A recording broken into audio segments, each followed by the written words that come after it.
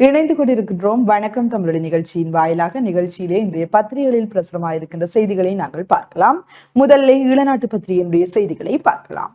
கூடிய ஆசனம் பெற்ற தமிழ் கட்சிகளுக்கு முதல்வர் தவிசாளர் தெரிவுகளில் ஆதரவு. தமிழ் தேசிய பேரவை அறிவிப்பு.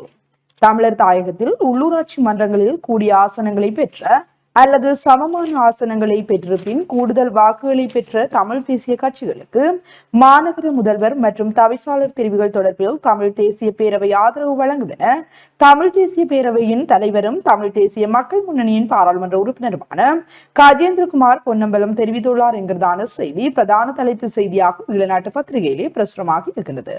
தொடர்ச்சியாக செய்திகளை பார்க்கின்ற போது, சமையல் செய்த இளம்பெண் தீப்பற்றி மரணம். யாழ்ப்பாணத்தில் வீட்டில் சமையல் வேலையில் ஈடுபட்டுக் கொண்டிருந்த இளம் குடும்ப பெண் ஒருவர் நேற்று முன்தினம் உயிரிழந்துள்ளார் என்கிறதான அந்த செய்தி தொடர்கின்றது. யாழ் இந்திய தூதரக அதிகாரி ஓமந்தை விபத்தில் உயிரிழப்பு. மனைவி உட்பட 3 அவசர சிகிச்சை பிரிவு. யாழ் கண்டி பிரதான வீதியில் வவுனியாவின் ஓமந்தை பகுதியில் நேற்று அதிகாலை 4:40 மணியளவில் இடம்பெற்ற வாகன விபத்தில் யாழ் இந்திய துணை தூதரக அதிகாரி ஒருவர் உயிரிழந்தார். அத்துடன் அவரின் மனைவி மகன் உட்பட 3 காயமடைந்துள்ளனர் என்கிறதான அந்த செய்தியும் பிரசுரமாக இருக்கின்றது. யாழ் போதனா வைத்தியசாலையில் ஒரே பிரசவத்தில் 5 சிசுக்கள் என்கிறதான கட்டமிடப்பட்ட ஒரு செய்தி. அரசுக்கு 1 வார காலக்கெடு விதித்துள்ளது மருத்துவர் சங்கம். மருத்துவர்களின் கூடுதல் நேர பணி மற்றும் கொடுப்பனவுகளை குறைப்பது தொடர்பான திருத்தப்பட்ட சுற்றறிக்கையை 1 வாரத்துக்குள் வெளியிட வேண்டும் என்றும் இது குறித்து நடவடிக்கை எடுக்கப்படாவிட்டால் தொழிற்சங்க நடவடிக்கை எடுக்கப்படும் என்றும் அரசு மருத்துவ அதிகாரிகள் சங்கம் தெரிவித்துள்ளது. அலைபேசியுடன் அதிக நேரத்தை செலவிடும் இன்றைய பிள்ளைகள் வடக்கு மாகாண ஆளுநர் கவலை. மக்களுக்கு சேவை செய்வதற்கு அரசாங்க நிறுவனங்கள் இருக்கின்றனவே தவிர மக்களை அலைக்கழிப்பதற்கு அல்ல என வடக்கு மாகாண ஆளுநர் ந. வேதநாயகம் தெரிவித்துள்ளார். இன்றைய பிள்ளைகள் அதிகமாக அலைபேசியுடனேயே நேரத்தை செலவிடுகின்றனர் என்றும் அவர் கவலை வெளியிட்டுள்ளார் என்கிறதான செய்தி பிரசுரமாக இருக்கின்றது. இந்திய மீனவர்களுடைய அத்துமீறலை தடுக்க கடற்படைக்கு ஆலோசனை. குளத்தில் மீன்பிடித்தவர் நீரில் மூழ்கி பலி என்கிறதான ஒரு செய்தி. இலங்கைக்கு நியூசிலாந்து வழங்கும் நிதியுதவி மேலும் விரிவுபடுத்தப்படும் அந்நாட்டு பிரதமர் தெரிவிப்பு என்கிறதான அந்த செய்தியும் பிரசுரமாக இருக்கிறது. தொடர்ச்சியாக ஈழநாட்டு பத்திரிகையினுடைய உட்பக்க செய்திகளை பார்க்கலாம். ராஜபக்ஷக்களை மக்கள் மன்னிக்கவே மாட்டார்கள், அமைச்சர் சுனில் கந்துநெத்தி என்கிறதான அந்த செய்தியும் பிரசுரமாக இருக்கிறது. வெல்வெட்டி துறையில் இரத்த தான நிகழ்வு என்கிறதான படத்துடன் கூடிய ஒரு செய்தி. கிளிநொச்சி மாவட்ட செயலகத்தில் நேற்று தீயணைப்பு பயிற்சி ஒத்திகை. வற்றாப்பளை கண்ணகியம்மன் பாக்குத்தண்டல் உற்சவம் நேற்று என்கிறதான அந்த செய்தி பிரசுரமாக இருக்கிறது. சுகாதார அமைச்சுக்கு முன் நேற்று பெரும் ஆர்ப்பாட்டம். நிறைவு காண் சுகாதார சேவகர் சங்கத்தினரால் ஏற்பாடு செய்யப்பட்ட எதிர்ப்பு ஆர்ப்பாட்டம் ஒன்று நேற்று சுகாதார அமைச்சுக்கு முன்பாக இடம்பெற்றது. இதன் போது ஏராளமானவர்கள் கலந்து கொண்டுள்ளதுடன் நோயாளர்களில் உயிராபத்தில் பல்கலைக்கழக மானியங்கள் ஆணைக்குழுவின் அனுமதியுடனான பட்டப்படிப்பை மேற்கொண்டவர்களை மாத்திரம் அரசு சேவையில் இணைத்துக் கொள்ள வேண்டும் என்ற கோஷங்கள் எழுதப்பட்ட பதாதைகளை ஏந்தியும் கோஷங்களை எழுப்பியும் தமது எதிர்ப்பை வெளியிட்டனர் என்கிறதான அந்த செய்தி தொடர்கிறது. முக்கிய பதவிகளுக்கு தகுதியற்றோரை நியமிக்கும் செயற்பாட்டினை கைவிடுக என்கிறதான ஒரு செய்தி. சுற்றாடல் தினத்தை முன்னிட்டு பல்வேறு நிகழ்வுகள் என்கிறதான ஒரு செய்தியும் பிரசுரமாக இருக்கிறது. தொடர்ச்சியாக உட்பக்க செய்திகளை பார்க்கின்ற போது, இலங்கை சமூக பாதுகாப்பு சபையால் யாழில் மாணவர்கள் கௌரவிப்பு என்கிறதான படத்துடன் கூடிய ஒரு செய்தி. யாழில் அரசு சார்பற்ற நிறுவனங்களின் வேலை திட்ட முன்னேற்பாட்டு கூட்டம் என்கிறதான ஒரு செய்தியும் பிரசுரமாக இருக்கிறது. மாடுகள் கடத்திய 5 சிக்கினர் என்கிறதான ஒரு செய்தி. ஞானசார தேரருக்கு எதிராக சட்ட நடவடிக்கை எடுக்க வேண்டும். ஞானசார தேரரூடாக சந்திப்பொன்றை நடத்தி எனக்கு எதிராக தெரிவித்துள்ள பொய் குற்றச்சாட்டுகள் தொடர்பில் விசாரணைகளை மேற்கொண்டு சட்ட நடவடிக்கை மேற்கொள்ள வேண்டும் என தேசிய ஒருமைப்பாட்டு பிரதி அமைச்சர் முனீர் தெரிவித்துள்ளார் என்கிறதான செய்தி தொடர்கின்றது. ஆறுமுகன் தொண்டமானின் நினைவு நாள் கொட்டகலையில் என்கிறதான ஒரு செய்தி. சுற்றுலாத்துறையை வீழ்த்த சமூக ஊடகங்கள் மூலம் சதி. பிரதி அமைச்சர் நுவன் ரணசிங்க. மாலினி பொன்சேகாவின் பூத உடலுக்கு ஜனாதிபதி அன்ரோகுமார் இறுதி அஞ்சலி என்கிறதான படத்துடன் கூடிய ஒரு செய்தி பிரசுரமாக இருக்கிறது. சர்வதேச லயன்ஸ் கழக தலைவர் ஜனாதிபதி அன்ரோவுடன் சந்திப்பு. அரசின் இயலாமை வெளிப்படுகின்றது என்கிறதான ஒரு செய்தியும் பிரசுரமாக இருக்கின்றது. தொடர்ச்சியாக உட்பக்க செய்திகளை பார்க்கின்ற போது, கொழும்பில் துப்பாக்கி சூடு என்கிறதான ஒரு செய்தி. கொலைக்களமாக மாறி வரும் தெற்கு சர்வதேச ஊடகம் அதிர்ச்சி தலைவர். இலங்கையின் தென்மேற்கு மற்றும் மேல் மாகாணங்கள் கொலைக்களமாக மாறி வருவதாக பிபிசி அதிர்ச்சி தகவலை வெளியிட்டுள்ளது என்கிறதான இந்த செய்தி பிரசுரமாகி இருக்கிறது. சிறை கைதிகளை பராமரிக்க வருடாந்தம் ரூபாய் 2000 கோடி செலவு. முன்னர் பிளவுபட்டிருந்த கட்சிகள் அதிகார மோகத்தில் ஒன்றிணைவு. பிரதி அமைச்சர் சுந்தரலிங்கம் பிரதீப் என்கிறதான ஒரு செய்தியும் பிரசுரமாகி இருக்கிறது. கொழும்பு தேசிய வைத்தியசாலையில் 2 மாதங்களாக பணிப்பாளர் இல்லை. இலங்கையின் மிகப்பெரிய மருத்துவமனையான கொழும்பு தேசிய மருத்துவமனை கடந்த 2 மாதங்களாக பணிப்பாளர் இல்லாமல் இயங்கி வருவதாக மருத்துவமனை மருத்துவர்கள் தெரிவித்துள்ளனர் என்கிறதான ஒரு செய்தி. வேகமாக பரவும் சிக்குன்குன்யா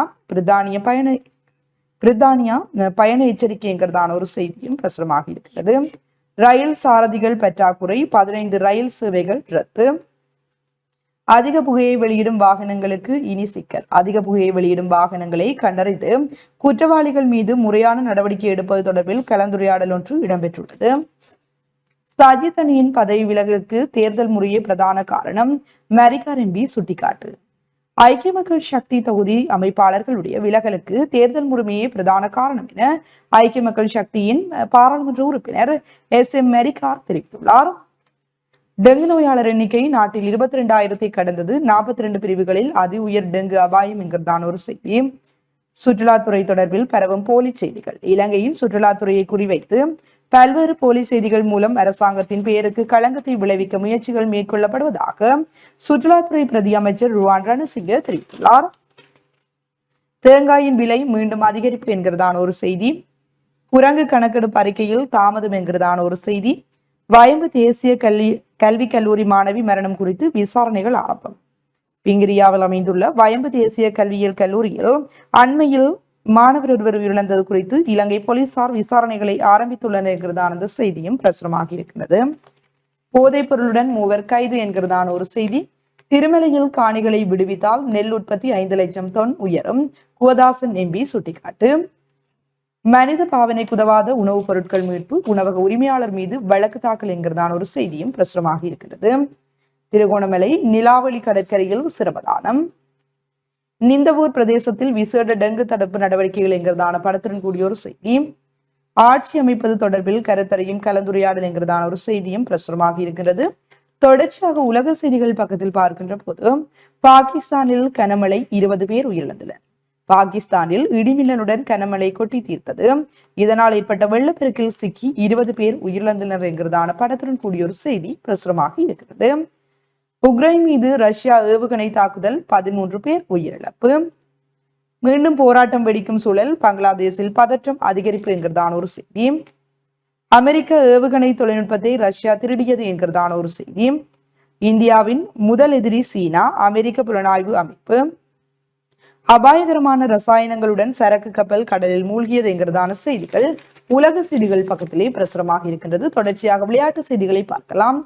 83 ஓட்டங்கள் வித்தியாசத்தில் சென்னை அசத்தல் வெற்றி என்கிறதான ஒரு செய்தி. கொல்கத்தாவை வீழ்த்தி ஹைதராபாத் வெற்றி என்கிறதான ஒரு செய்தியும் பிரசுரமாக இருக்கிறது.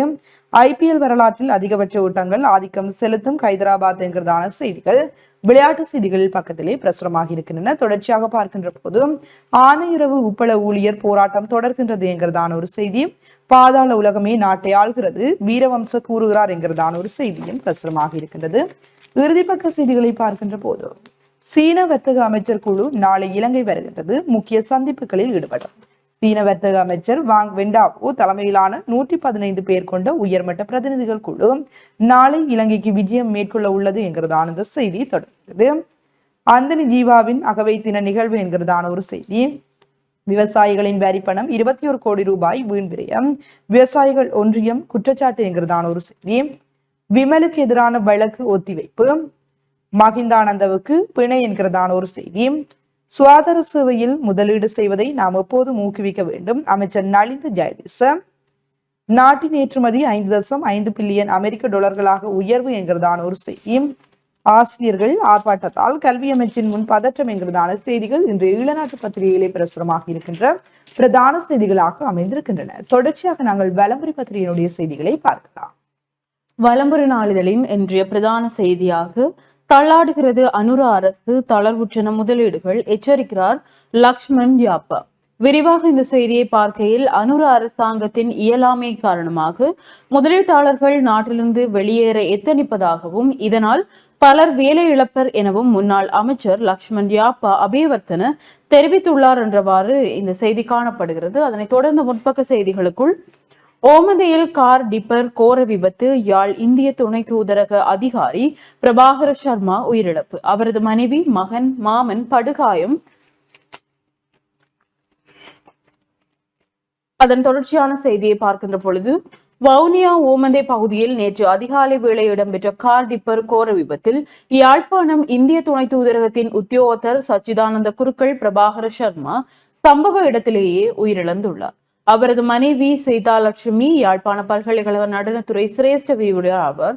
அவரது மகன் அக்ஷய், மாமனார் சுவாமிநாத ஐயர் ஆகியோர் படுகாயமடைந்த நிலையில் வவுனியா வைத்தியசாலையில் அனுமதிக்கப்பட்டு பின்னர் மேலதிக சிகிச்சைக்காக யாழ் போதனா வைத்தியசாலையில் அதிதீவிர சிகிச்சை பிரிவில் அனுமதிக்கப்பட்டுள்ளனர். சம்பவம் பற்றி தெரிய வருவதாவது, வடமராட்சி நெல்லியடியை இடமாக கொண்ட பிரபாகர சர்மா தனது குடும்பத்துடன் வட இந்தியாவில் தல ஜாத்திரை மேற்கொண்டிருந்தார். தல ஜாத்திரையை முடித்துக் கொண்டு கொழும்பு திரும்பிய அவர் தனது குடும்பத்தினருடன் காரில் யாழ்ப்பாணம் நோக்கி வந்துள்ளார். இந்த நிலையில் நேற்று அதிகாலை வேளை ஓமந்தையில் A9 வீதியில் அவர் செலுத்தி வந்த காரும் எதிரே வந்த டிப்பரும் நேருக்கு நேர் மோதி விபத்துக்குள்ளாகின. பிரபாகர சர்மா சம்பவ இடத்திலேயே உயிரிழந்ததுடன் அவருடன் பயணித்த ஏனையவர்கள் படுகாயம் அடைந்தனர். இவ்விபத்தின் போது அவர்கள் பயணித்த கார் முழுமையாக சேதமடைந்தது. யாழ்ப்பாணம் இந்திய துணை தூதரகத்தின் உத்தியோகத்தராக கடமையாற்றிய பிரபாகர சர்மா மிக நேர்மையான ஆற்றல் மிக்க உத்தியோகத்தராக விளங்கியதுடன் இந்திய துணை தூதரத்தின் மூலம் யாழ்ப்பாண மக்களுக்கு ஆற்றக்கூடிய சேவைகளை முழுமையாக பெற்றுக் கொடுப்பதில் கடுமையாக பாடுபட்டவர். அவரின் திடீர் மறைவு குறித்து பலரும் தமது அதிர்ச்சியையும் ஆழ்ந்த துயரத்தையும் வெளியிட்டிருக்கிறார் என்றவாறு இந்த செய்தி காணப்படுகிறது. யாழ்ப்பாண இந்திய துணை தூதரக உத்தியோகத்தரான பிரபாகரன் சார் அவர்களை தனிப்பட்ட முறையில் எங்களுக்கும் தெரியும் என்ற பட்சத்தில் மிகவும் ஒரு நல்ல மனிதரை யாழ்ப்பாண இந்திய துணை தூதரகம் மட்டுமில்லாமல் யாழ் மக்களும் இணைந்திருக்கிறார்கள். குறிப்பாக இளைஞர்களுக்கு பல வாய்ப்புகள் கிடைக்கப்பெற வேண்டும், திறமை மிக்க இளைஞர்களுக்கான அங்கீகாரங்கள் கிடைக்கப்பெற வேண்டும் என்று பாடுபடக்கூடிய ஒரு மனிதரை யாழ்ப்பாணம் மண்ணும் இழந்திருக்கிறது. அப்படி என்பது உண்மையில் வருத்தத்திற்குரிய ஒரு விடயம்தான். அவருடைய ஆத்மா சாந்தி அடைய வேண்டும் என்று டான் தொலைக்காட்சி சார்பில் நாங்களும் பிரார்த்தனைகளை செய்து கொள்கிறோம். தொடர்ச்சியான செய்திகள், தொடர்ச்சியான வலம்புரி நாளிதழின் முற்பக்க செய்திகளுக்குள் வேட்பாளர் செலவறிக்கை சமர்ப்பிக்க தவறின் சட்ட நடவடிக்கை என்றொரு கட்டமிடப்பட்ட செய்தி. முன்னாள் அமைச்சர் மஹிந்தானந்தா பிணையில் விடுவிப்பு. முன்னாள் அமைச்சர் மஹிந்தானந்தா அலுத்கமகே பிணையில் விடுவிக்கப்பட்டுள்ளார் என்ற செய்தியுடன் யாழ் போதனா மருத்துவமனையில் ஒரே பிரசவத்தில் 5 குழந்தைகள் என்ற அந்த குழந்தைகளினுடைய புகைப்படம் தாங்கிய செய்தி இங்கே பிரசுரிக்கப்பட்டுள்ளது. தொடர்ச்சியாக நியூசிலாந்து துணை பிரதமர் ஜனாதிபதி அனுரவுடன் முக்கிய கலந்துரையாடல். இலங்கைக்கு விஜயம் செய்துள்ள நியூசிலாந்தின் துணை பிரதமரும் வெளிவிவகார அமைச்சருமான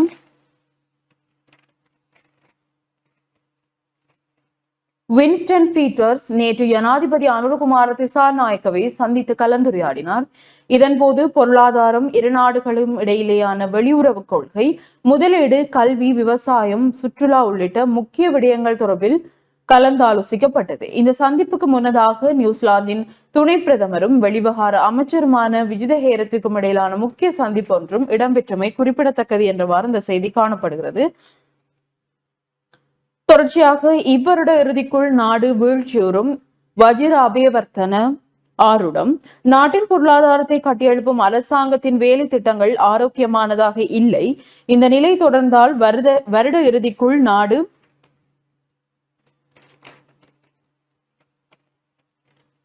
மீண்டும் வீழ்ச்சி அடையும். அவ்வாறானதொரு நிலை ஏற்பட்டால் எதிர்க்கட்சிகள் ஒன்றிணைந்து நாட்டை மீட்பதற்கு நடவடிக்கை எடுப்போம் என ஐக்கிய தேசிய கட்சியின் தவிசாளர் வஜிர அபேவர்த்தன தெரிவித்துள்ளார் என்று இந்த செய்தி காணப்படுகிறது. தொடர்ச்சியாக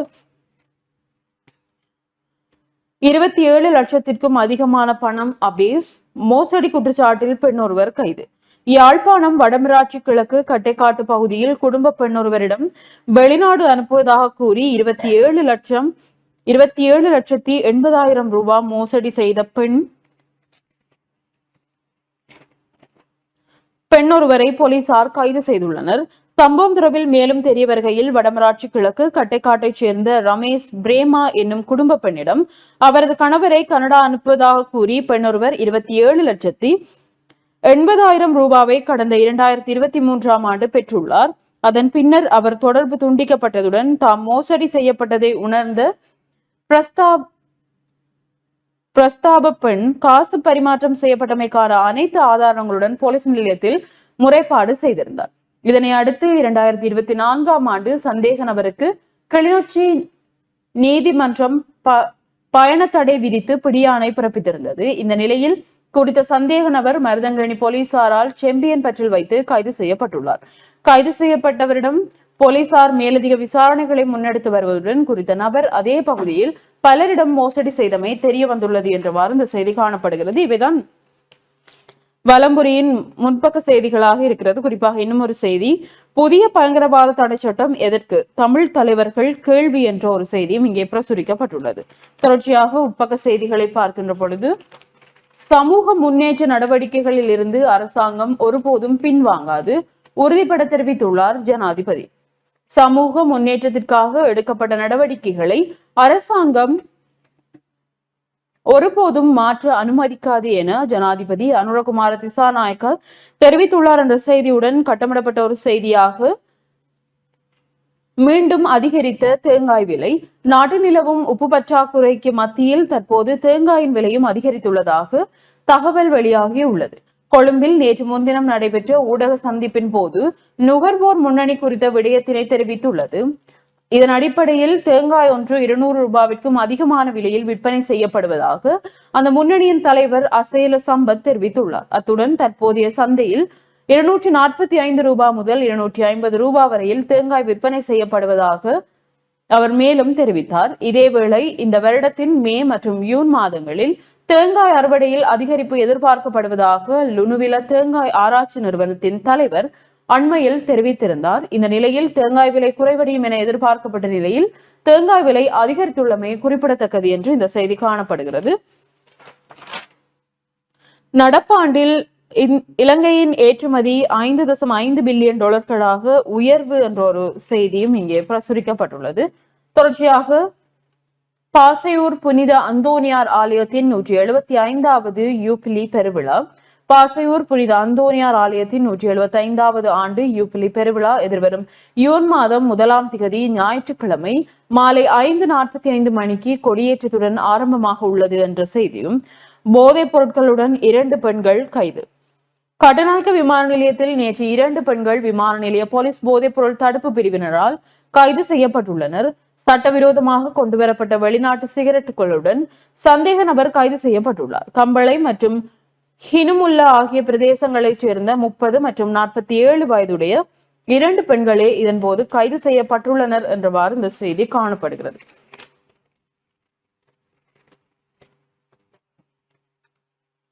தொடர்ச்சியான செய்திகளுக்குள், சட்டவிரோதமாக மாடுகளை கடத்திய 5 கைது.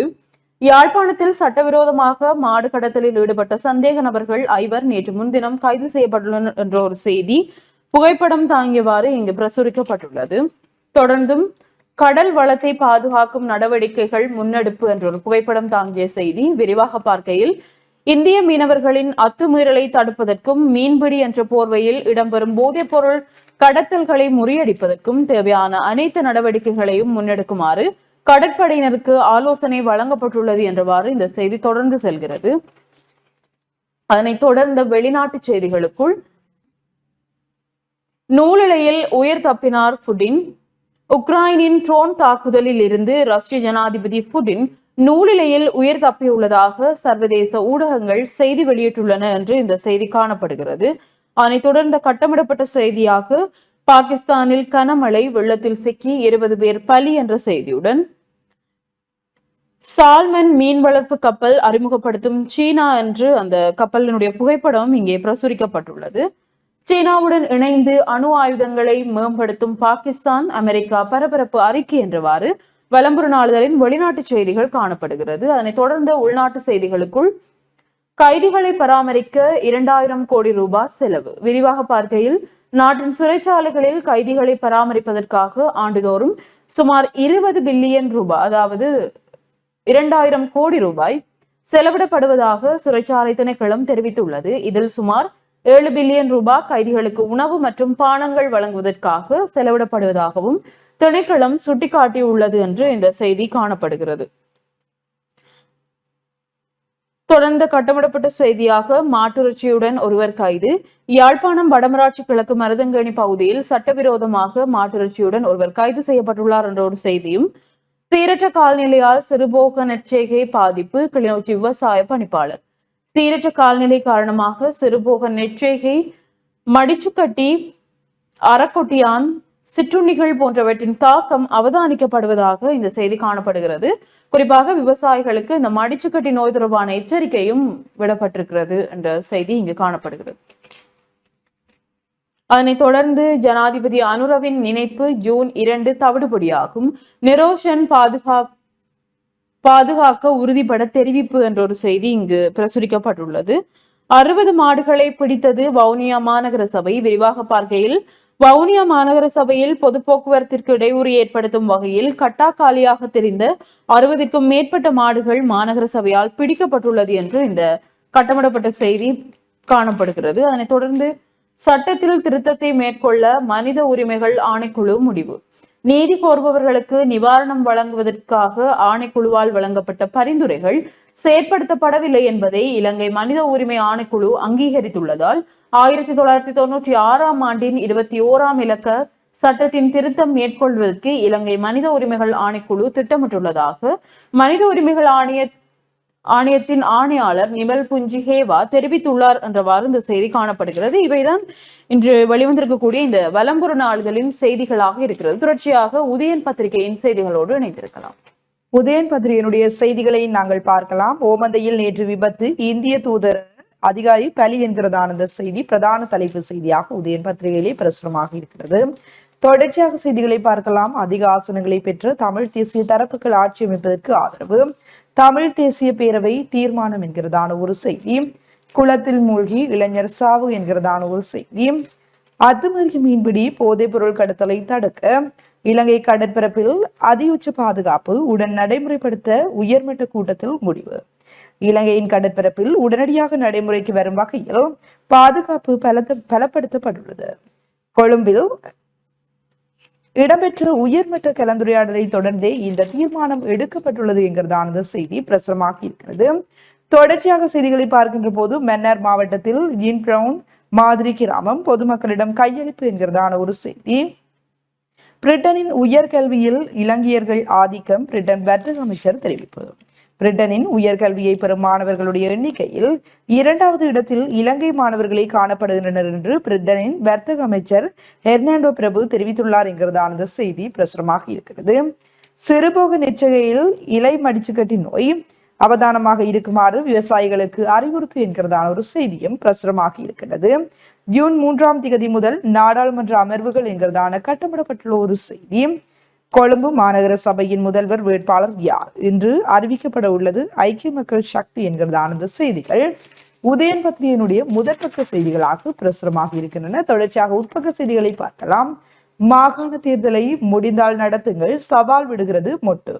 முடிந்தால் மாகாண சபை தேர்தலை விரைவில் நடத்தி காட்டுங்கள் என்று தேசிய மக்கள் சக்தி அரசாங்கத்துக்கு ஸ்ரீலங்கா பொதுஜன பெரமுன கட்சி சவால் விடுத்துள்ளது. மொட்டு கட்சி தலைமையகத்தில் நேற்று நடைபெற்ற ஊடக சந்திப்பில் முன்னாள் ஆளுநர் லக்ஷ்மண் யாப்பா அபிவர்த்தனை இந்த சவாலை விடுத்துள்ளார் என்கிறதான செய்தி பிரசுரமாக இருக்கிறது. செலவு விவரம் சமர்ப்பிக்கும் அவகாசம் இன்றுடன் நிறைவு, தவறின் அரசியல் உரிமை இழப்பு என்கிறதான செய்தி பிரசுரமாக இருக்கிறது. தேசிய மக்கள் சக்தி ஆட்சியமைக்க இடமளிப்பதே சிறந்தது, SM மெரிக்கார் தெரிவிப்பு. தவிசாளர் பதவியை ஏற்க மறுத்தார் மெரிக்கார் என்கிறதான செய்தியும் பிரசுரமாக இருக்கிறது. இலங்கை மீதான வரி விதிப்பு 2ஆம் கட்ட பேச்சு நாளை.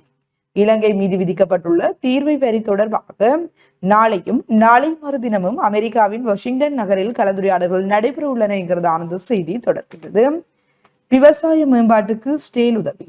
இலங்கையில் விவசாய உற்பத்தியை மேம்படுத்துவதற்கு உதவ ஸ்டேல் முன்வந்துள்ளது என்று விவசாய அமைச்சர் லால்கந்தவுக்கும் ஸ்ட்ரேலிய தூதுவருக்கும் இடையே சந்திப்பின் போது ஸ்ட்ரேலிய தூதுவர் இந்த விடயத்தை தெரிவித்துள்ளார்.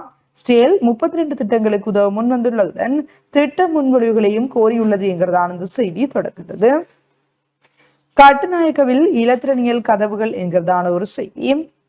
சிறைச்சாலை மருத்துவமனையில் துமிந்த சில்வா தங்கமுலாம் பூசப்பட்ட துப்பாக்கி தொடர்பாக கைது செய்யப்பட்டு விளக்கமறியலில் வைக்கப்பட்டுள்ள முன்னாள் அமைச்சர் துமிந்த திசாநாயக்க சிறைச்சாலை மருத்துவமனையில் சேர்க்கப்பட்டுள்ளார்.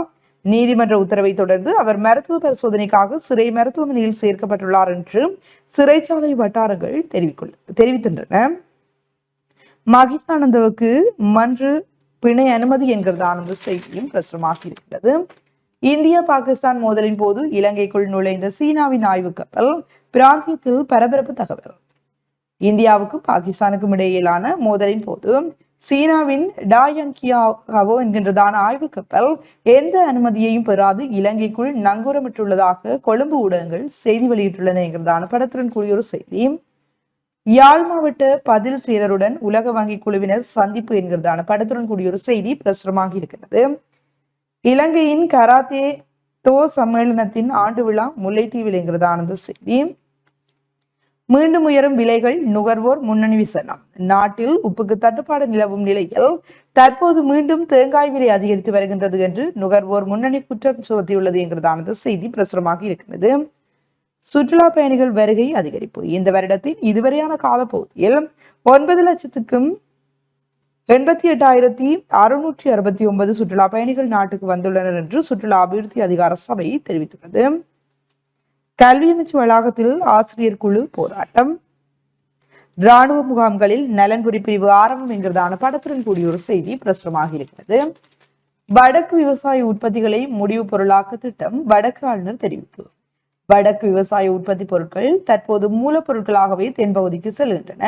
அவற்றை முடிவு பொருட்களாக மாற்றி ஏற்றுமதி செய்வதற்கான நடவடிக்கைகள் முன்னெடுக்கப்பட்டுள்ளன என்று வடக்கு மாகாண ஆளுநர் வேதநாயகன் தெரிவித்துள்ளார் என்கிறதான அந்த செய்தி தொடர்கிறது.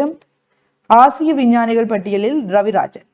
யாழ்ப்பாண பல்கலைக்கழகத்தின் சிரேஷ்ட பௌதிகவியல் பேராசிரியர் புண்ணியமூர்த்தி ரவிகரன் சிங்கப்பூரில் இருந்து வெளியிடப்படும் ஆசிய விஞ்ஞானி என்ற முன்னணி சஞ்சிகையின் தலை சிறந்த ஆசிய விஞ்ஞானிகள் 100 பேரின் பட்டியலில் இடம்பெற்றுள்ளார். ஆண்டுதோறும் வெளியிடப்படும் இந்த பட்டியல் ஆசியாவில் உள்ள தலை சிறந்த விஞ்ஞானிகளின் விசேட சாதனைகளை அங்கீகரிக்கின்றது.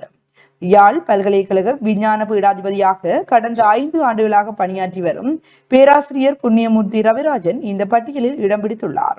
அவர் பல்வேறு தேசிய விருதுகளை பெற்றுள்ளார். அவற்றில் துணைவேந்தர்கள், இயக்குநர்கள் சபையால் வழங்கப்பட்ட பௌதிக விஞ்ஞானத்துக்கான அதிசிறந்த இள ஆராய்ச்சியாளர் விருது, தேசிய விஞ்ஞான மன்றத்தால் வழங்கப்பட்ட இளவிஞ்ஞானி விருது மற்றும் தேசிய ஆராய்ச்சி பேரவை பல தடவைகள் நடத்தி சிறந்த ஆராய்ச்சி வெளியீட்டுகளுக்கான ஜனாதிபதி விருதுகள் ஆகியவற்றை குறிப்பிடத்தக்கது என்கிறதான செய்தி தொடர்கிறது. விளக்குமாறு உற்பத்தி நிலையம் மாந்தை மேற்கில் திறந்து வைப்பு என்கிறதான படத்துடன் கூடிய ஒரு செய்தி. அரசு சார்பற்ற நிறுவனங்களின் திட்டமீளாய்வு கலந்துரையாடல் என்கிறதான படத்துடன் கூடிய ஒரு செய்தி பிரசுரமாக இருக்கிறது. திறந்த பல்கலையால் விண்ணப்பம் கோரல். உளவியல் சிறப்பு பட்டம், மருத்தாக்கவியல் சிறப்பு பட்டம், மருத்துவ ஆய்வுகூட விஞ்ஞானமானி சிறப்பு பட்டம், தாதியல் மானி சிறப்பு பட்டம் என்கின்றதற்கான அந்த விண்ணப்பங்கள் கோரப்பட்டுள்ளதாக அந்த செய்தியும் பிரசுரமாக இருக்கிறது. புதிய நீரிணைப்புகள் யாழில் செயற்றிட்டம். புதிய நீரிணைப்புகள் வழங்கும் செயற்றிட்டம் தொடர்பான கலந்துரையாடல் யாழ் மாவட்ட பதில் செயலாளர் பிரதீபன் தலைமையில் அவருடைய அலுவலகத்தில் கடந்த வியாழக்கிழமை இடம்பெற்றுள்ளது என்கிறதான செய்தியும் பிரசுரமாக இருக்கிறது. இறுதிப்பக்க செய்திகளை பார்க்கின்ற போது மும்பையை தோற்கடித்து முதலிடம் பிடித்தது பஞ்சாப் என்கிறதான செய்தி. இந்திய நீதிபதிகள் கூறியுள்ள கருத்து மனித மாண்புக்கு பொருத்தமற்றது என்கிறதான செய்திகள் இன்றைய உதயன் பத்திரிகையில் பிரசுரமாக இருக்கின்ற முக்கிய செய்திகளாக அமைந்திருக்கின்றன. இவைதான் இன்றைய பத்திரிகைகளிலே பிரசுரமாக இருக்கின்ற பிரதான செய்திகளாக அமைந்திருக்கின்றன. தொடர்ச்சியாக நிகழ்ச்சியிலுமே சிறியதொரு விளம்பர இடைவெளியை தொடர்ந்து மீண்டும் நிகழ்ச்சியின் வாயிலாக இணைந்திருக்கலாம்.